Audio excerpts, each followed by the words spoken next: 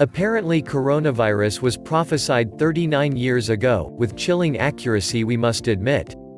In his best-selling novel The Eyes of Darkness, Dean Koontz wrote in 1981, "In around 2020 a severe pneumonia-like illness will spread throughout the globe, attacking the lungs and the bronchial tubes and resisting all known treatments." Enough of a spooky coincidence, but there's more.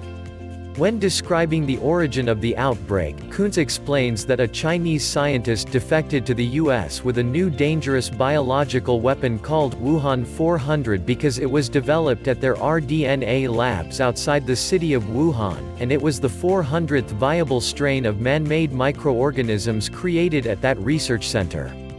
Even the skeptical are chiming in on this one.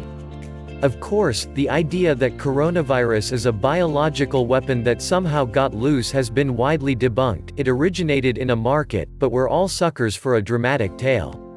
However, if Koontz's story is anything to go by, the end is a hopeful one. Almost more baffling than the illness itself will be the fact that it will suddenly vanish as quickly as it arrived, attack again 10 years later, and then disappear completely. Lit FIC, or a disturbing omen of the dystopian reality we're now experiencing. One thing's for sure, we predict Koontz will see a resurgence in book sales. More Wuhan, it's in the 5G waves.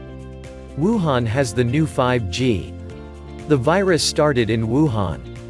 So, what if the deaths weren't a virus, but a cell breakdown caused by 5G that mimics the effects of a virus? At least, that's what the website Connective Events stated in an article on January 27, so far shared 2,600 times. As Germany is currently implementing 5G, conspiracy theorists suggest the virus is the perfect cover for the harmful effects of 5G waves on health. Except that tests for 5G in Germany actually started in 2019 already, like in many other European countries.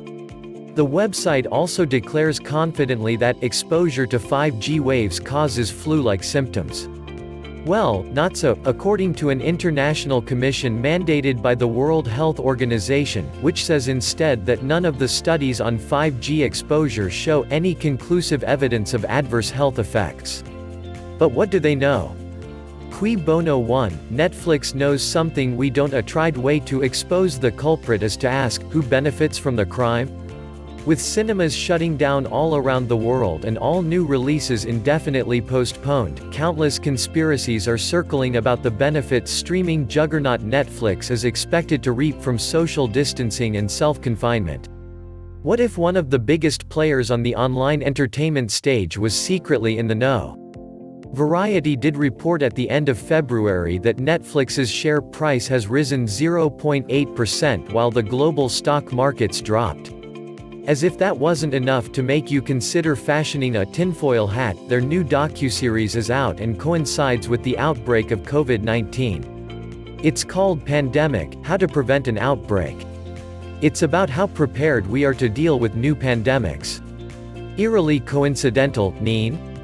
Cui bono? 2. Bill Gates' flu vaccine. Another conspiracy theory making the rounds is that the disease was planned for profit and that Bill Gates is pulling the strings.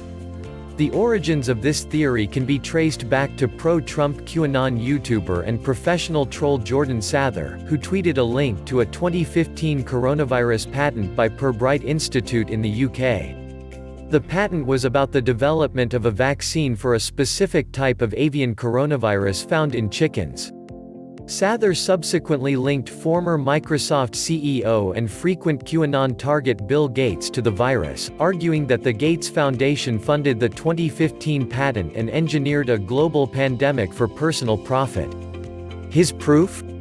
Gates gave a presentation at Massachusetts Medical Society and New England Journal of Medicine event in 2018, in which he discussed how the global health community would be unequipped if faced with a global outbreak similar to the 1918 flu pandemic. Sather asked, was the release of this disease planned? And the loser is Corona beer.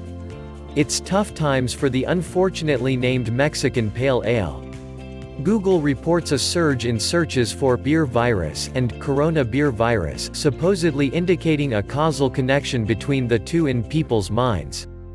Google Trends, which monitors Googlers' search behavior, lists in the top related searches to Corona beer, coronavirus, and similar combinations.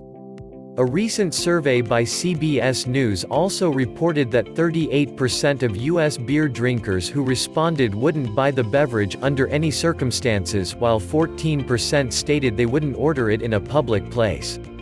Meanwhile, the alcohol's stock price had plummeted to an all-time low in mid-March. Actually, now might be a good time to get shares.